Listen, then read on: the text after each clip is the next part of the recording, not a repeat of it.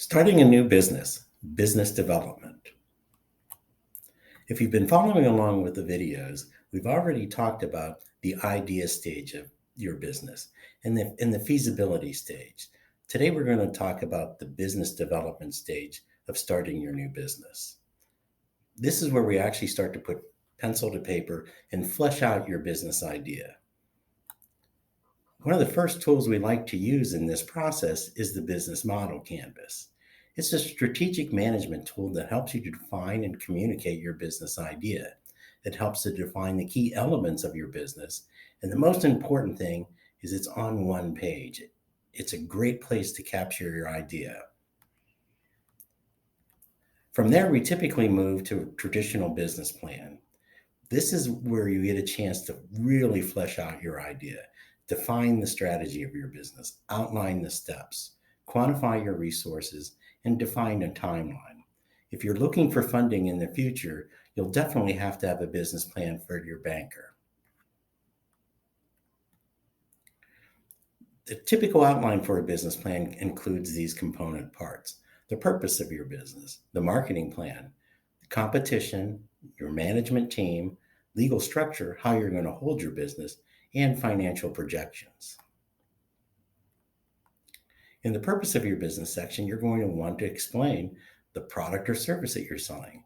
What is unique about your business? What value are you actually bringing to your customers? What are your company's strengths and weaknesses? What's the nature of the industry? Is it growing? Is it retracting? These are all important as you move forward with your business plan. The next step we're going to look at is your marketing plan. In this section, you'll define who your ideal customer is. What are their demographics? What motivates them to buy? What consumer problems are you solving? What are your business solutions? And most important, how will they know about your business?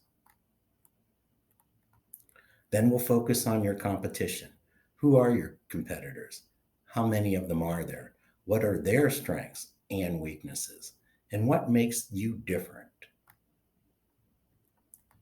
You're going to have to touch on your management experience. What management experience do you have?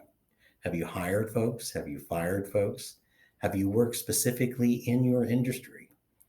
Also, they're going to want to take a look at your finance experience, not just the back office stuff of looking at the financials, but have you actually had cash handling experience? In a retail situation, for example, have you closed your cash register at the end of the night and made your bank account? These are all some important skills to have, and bankers are going to want to look to see if you actually have these skills. They're also going to want to take a look at your advisory team. Are you working with anybody currently as you move forward? People like accountants and attorneys and business consultants.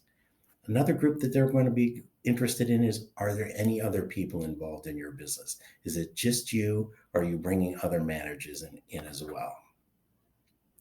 From there, we're going to want to look at how you're actually holding your business, the legal structure.